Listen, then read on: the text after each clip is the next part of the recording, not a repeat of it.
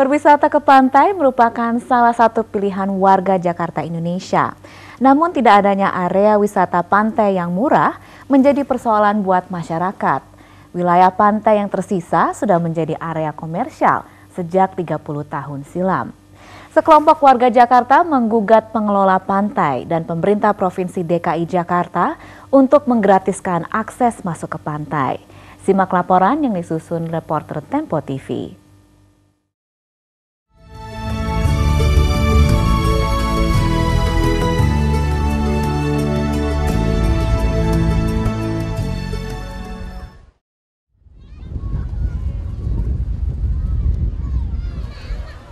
Seperti inilah wajah pantai yang tersisa di Jakarta, Indonesia. Siang menjelang sore, puluhan warga asik bermain dan berenang, menikmati bentangan pantai di Taman Impian Jaya Ancol. Namun untuk bisa masuk ke dalam area ini, mereka harus merogoh kocek yang cukup besar. Seperti yang kami lakukan siang itu, kami coba masuk ke area pantai dan membayar 15.000 per orang ditambah kendaraan 20.000. Kalau misalnya emang bisa pemerintah tanggung, ya kenapa nggak ditanggung aja lagi? Ini kan buat masyarakat sekitar juga. Jadi kalau misalnya emang ada pemerintah mau nanggung, ya nggak apa-apa gitu. Malah bagus kan gitu. Ya seharusnya dikurangin sedikit lah gitu. Digratiskan kalau bisa mas. Soalnya kan ini kan fasilitas masyarakat Jakarta ya, masyarakat Indonesia lah. Ini kan pemerintah juga harusnya. Ini kan punya Pemda daerah kok nggak salah kan ya. Harusnya iya DKI harusnya dikembangin, kita juga istilahnya kayak maaf kayak kota tua seperti itu. Besarnya biaya yang dikeluarkan untuk wisata pantai membuat sebagian warga Jakarta yang kurang mampu tidak bisa menikmati ruang publik ini. Itu yang akhirnya membuat 3 orang warga Jakarta menggugat Taman Impian Jaya Ancol dan Pemprov DKI. Salah satunya adalah Ahmad Taufik. Saya punya pengalaman masuk Ancol, kemudian timbul pertanyaan gitu kan, kok saya mesti bayar kan, padahal ketika saya masuk ke Wahana, ke Dufan, ke Atlantis, kemana saya harus bayar, tapi kenapa ke pantai yang ruang publik kok dikuasai gitu saya harus bayar. Berangkat dari pengalamannya, dia bersama ahli tata ruang dan lain-lain berdiskusi akan persoalan ini dan menggugat komersialisasi ruang publik. Bahkan di tahun 2010, Taufik bersama beberapa kawannya pernah mengajukan penelitiannya tentang pantai publik ke Dewan Perwakilan Rakyat Daerah yang kala itu sedang membahas tentang rencana tata ruang dan wilayah Jakarta. Pantai, sepadan pantai kan mestinya akses yang gratis, yang ternyata kemudian Ancol mengenakan tarif ya kan. Sepengetahuan saya di berbagai belahan dunia itu sepadan pantai itu kita masuk pantai gratis. Di Indonesia memang baru di Bali yang sudah punya aturan dari pemerintah daerahnya. Kuasa hukum pemerintah Provinsi DKI Jakarta, Yayan Yohana, saat kami jumpai usai mediasi di Pengadilan Negeri Jakarta Pusat mengatakan gugatan yang dilakukan oleh kelompok warga Jakarta salah alamat. Iya, cuma kan itu kan PT. Pemda kan di situ juga sebagai badan, kalau memang masuk ke PT kan dia sebagai private, bukan selaku pemilik pemerintah daerah yang bersifat publik. Karena di situ kan kalau PT undang-undang PT yang berlaku. Jadi nanti kita lihat dari situ aspeknya bisa masuk dari mana. Kalau Pemda di situ bukan selaku pejabat publik, kalau udah masuk ke PT dia ya berlaku sebagai badan private yang di dalam PT yang terikat ketentuannya dengan aturan-aturan PT. Nanti kita dilihat dari situ.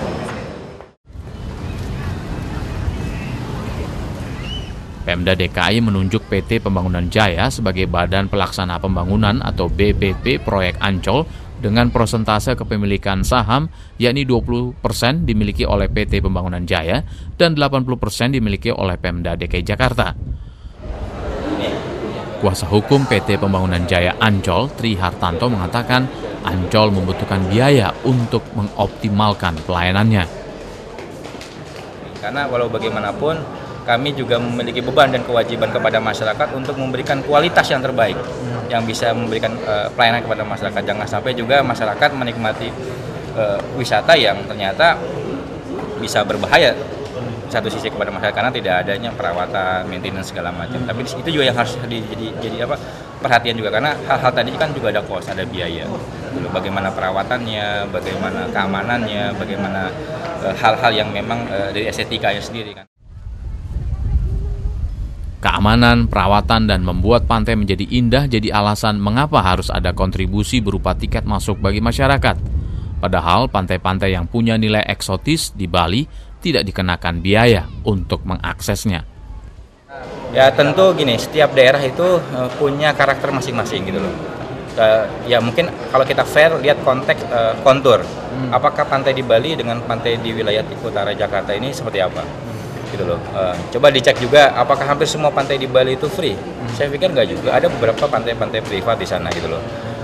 Kecuali yang diatur oleh masyarakat, ada tempat di sana memang mungkin free, tapi ada daerah di Bali sana sendiri yang memang kalau memang ada investasi besar di sana, ada biaya juga, dan pada akhirnya itu memberikan benefit juga kepada masyarakat gitu loh. Bahwa itu bagian dari kualitas yang akan kita bangun untuk kepentingan masyarakat sendiri gitu loh. Beda hal dengan Ahmad Taufik, menurutnya berdasarkan Undang-Undang Penataan Ruang, sudah menjadi kewajiban pemerintah untuk menyediakan ruang terbuka hijau paling sedikit 20% dari luas kota. Keamanan serta perawatan menjadi tanggung jawab pemerintah. Banyak pantai-pantai yang dikuasai oleh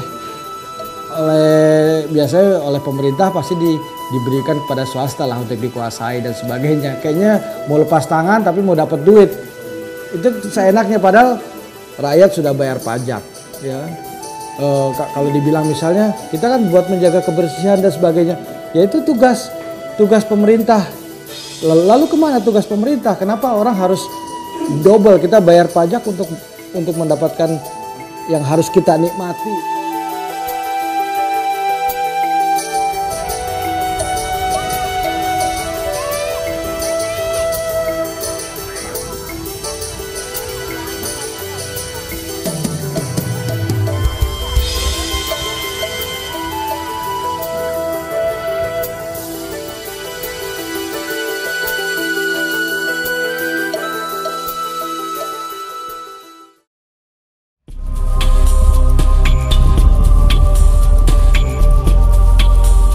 Pantai seharusnya menjadi area terbuka yang bisa diakses masyarakat kapan saja. Berdasarkan Undang-Undang Penataan Ruang, pemerintah wajib menyediakan ruang terbuka hijau paling sedikit 20% dari luas kota, dan keamanan serta perawatan sekaligus menjadi tanggung jawab pemerintah. Lantas, mengapa pemerintah Provinsi DKI Jakarta memungut retribusi untuk masyarakat yang ingin menikmati Pantai Ancol?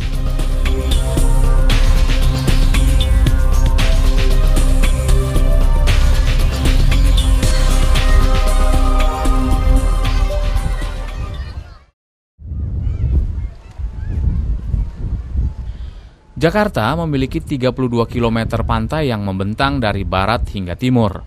Tapi hanya sedikit wilayah pesisir pantai yang bisa diakses masyarakat tanpa harus mengeluarkan biaya besar, bahkan gratis.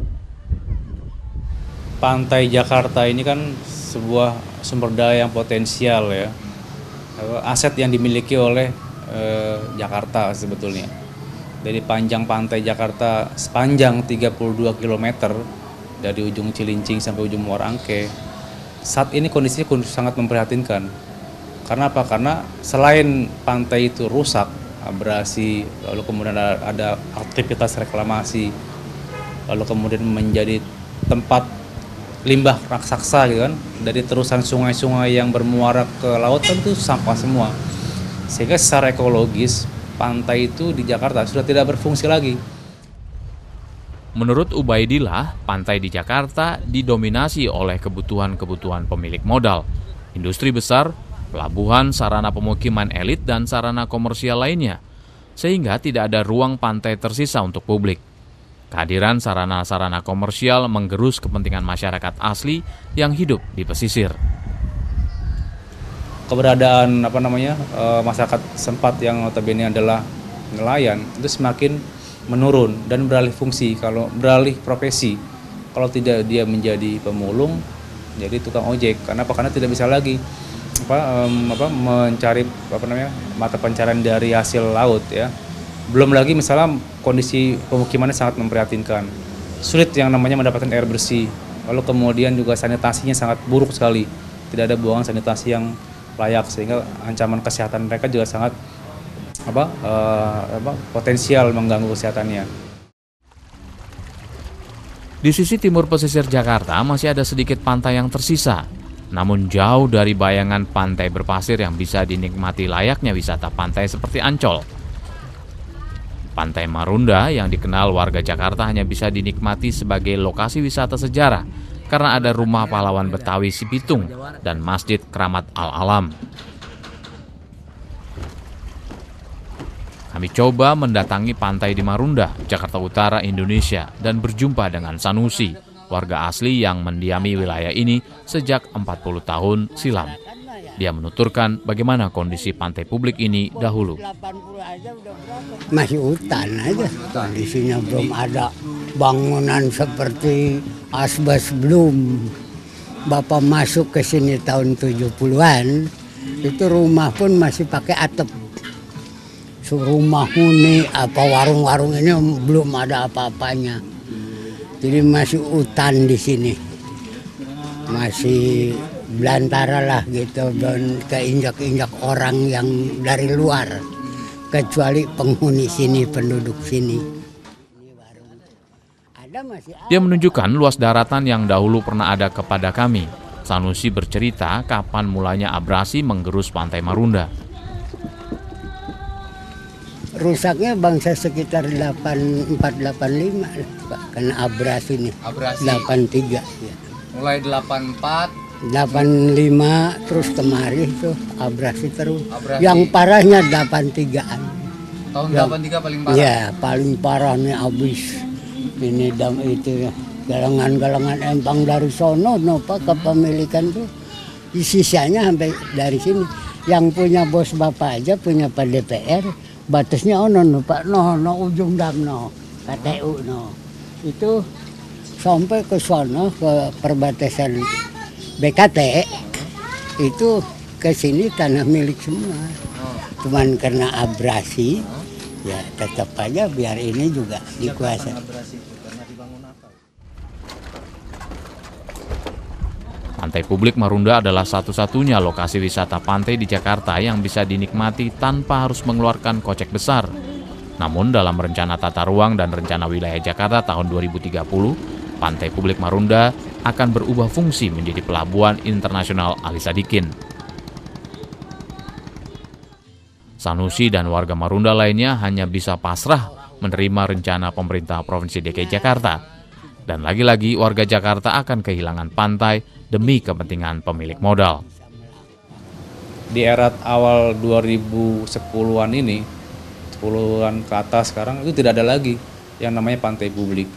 Sebetulnya masih ada yang masih memungkinkan, yaitu di Marunda. Bahwa Marunda itu memang dengan segala kondisi yang memprihatinkan, misalnya kondisi abrasi, sampahnya, mangrove-nya juga sudah pada botak-botak. Itu sebetulnya yang masih memungkinkan Marunda untuk dijadikan kawasan publik atau pantai publik lah, atau kalau mau direhabilitasi atau mau direvitalisasi bisa dijadikan area hutan mangrove baru, area konservasi baru selain pantai publik. Menjadikan Marunda sebagai lokasi pantai alternatif selain Ancol sudah tidak lagi memungkinkan. Rencana pemerintah Provinsi DKI Jakarta untuk menjadikan wilayah ini sebagai kawasan ekonomi khusus tinggal direalisasikan. Ke depan, mungkin warga Jakarta sudah tidak lagi punya akses untuk menikmati wisata pantai yang murah atau bahkan gratis. Padahal sebetulnya pantai itu kan hakikatnya adalah milik publik. Sehingga tidak benar bahwa Pemprov ini tidak memfasilitasi masyarakat untuk bisa mengakses pantai publik. Bahwa ada pantai misalnya yang dikomersialisasi itu bisa saja seperti Ancol. Tapi juga harus diberikan hak-hak masyarakat yang juga ada alternatif lain. Misalnya dengan segala kemampuannya yang terbatas, jika apabila mereka warga Jakarta itu tidak bisa mengakses ke Ancol yang notabene naik terus biaya tiap tahun, maka diberikan juga haknya untuk memiliki pantai alternatif. Ini yang menjadi latar belakang mengapa sekelompok warga Jakarta menggugat keberadaan pantai publik. Akhirnya, warga Jakarta tinggal menunggu kemauan baik pemerintah Provinsi DKI Jakarta untuk memberikan hak masyarakat atas akses pantai terbuka yang tanpa biaya.